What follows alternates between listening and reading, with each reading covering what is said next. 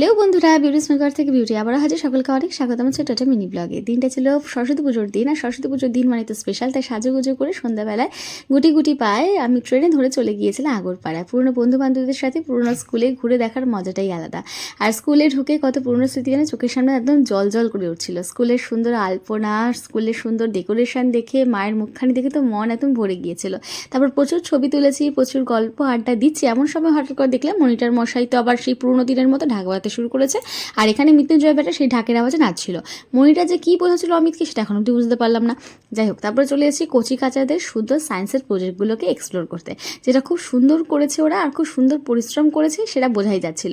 তারপর স্কুলের বিভিন্ন আনাচে কানাচে ঘুরে দেখছিলাম, কারণ অনেক পুরনো স্মৃতি যেন চোখের সামনে ভেসে উঠছিল। কত দিন, কত সুন্দর মুহূর্ত কাটিয়েছি আমরা স্কুলে। তারপর পুরনো বন্ধু বান্ধবের গল্প আড্ডা সব কিছু মস্তি করে আমরা বাড়ি এসেছিলাম, মানে বাড়ি ফিরেছিলাম। সত্যি কথা বলতে একটা সুন্দর সময় কাটিয়েছিলাম সেদিনকে।